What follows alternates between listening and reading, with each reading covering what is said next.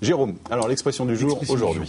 Aujourd'hui, vous savez que d'habitude, dans cette émission, j'ai souvent pour habitude de choisir une expression en lien avec les ou l'invité et de décliner par la suite un petit billet d'humeur qui se veut léger et pétillant. Mais voyez-vous, aujourd'hui, le cœur n'est pas à la pétillance, le clown est triste, sujet trop lourd pour être léger. Aujourd'hui, les mots sont pesants, les adjectifs plombants. Impossible de les faire danser, de jongler avec la rhétorique.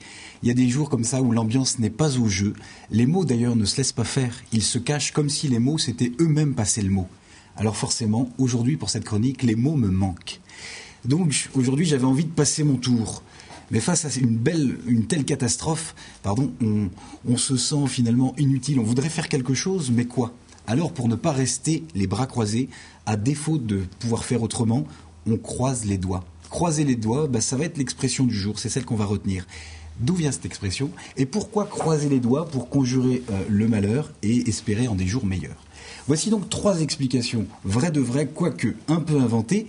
À vous de retrouver la véritable origine, c'est un peu la partie interactive de cette chronique. Alors, première explication, on doit l'expression croiser les doigts au temps des croisades. Vous savez que les hommes qui partaient en croisade, vous le savez, on les appelait les croisés. Et la tradition voulait que les femmes ne laissent pas partir leurs hommes sans les bénir.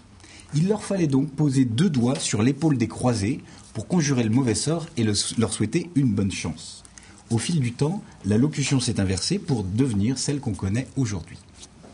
Deuxième explication, en fait cette explication, l'expression est d'origine britannique.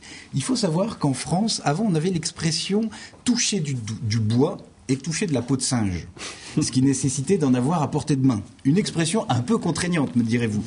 Et en fait, c'est par la traduction littérale de l'anglais, alors moi j'ai pas un très bon accent, to cross one's fingers, que l'expression est arrivée en France. Cette expression, en fait, qu'elle soit anglaise à l'origine, elle a la même référence en France, à savoir la référence à la croix, symbole principal du christianisme. D'accord. Pour conjurer le sort et forcer la chance, on croise les doigts pour former une croix, même si celle-ci est un peu déformée, mais qu'importe, c'est la puissance du symbole qui compte. Troisième explication, en fait, l'expression est liée à une ancienne coutume. Lorsqu'une personne faisait un vœu en présence d'un ami et que l'ami voulait aussi que ce vœu s'exauce, eh bien il plaçait, je vais avoir besoin de toi Leslie, son index sous celui de son ami pour que les 2 doigts forment une croix et le point d'intersection correspondait aux forces du bien. D'accord. L'ami offrait ainsi son soutien moral. Voilà, 3 explications. Alors à votre avis, laquelle est la vraie ? Les croisades, l'origine britannique ou alors les doigts croisés. Monsieur Pogu, vous avez une idée ? Moi, je pencherais pour les croisades, mais j'ai vraiment pas de certitude. Marthe, vous savez pas ? Moi, j'ai pas de certitude. Jimmy ? Ou Donald, vous n'avez pas d'idée ? Je pense peut-être que c'est les doigts croisés. Les doigts croisés ? Ouais. Moi, j'aurais dit la 2, moi. Ouais. Les Anglais ? Oh, les doigts croisés aussi. Un peu des 3. Un peu des 3. Eh bien non, pas chaque émission. Pas chaque fois. Non, en fait, elle est d'origine britannique et puis elle est aussi liée à une coutume ancienne qui était de croiser pour faire un vœu. Ouais. Voilà. On a parfois le sentiment que le destin est cruel et que le malheur s'acharne.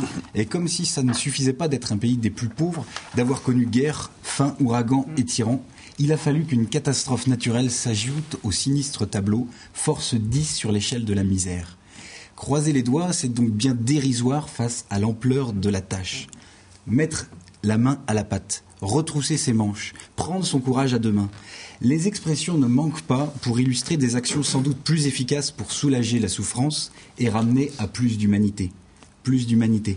C'est bien là la principale nécessité en ces périodes tourmentées.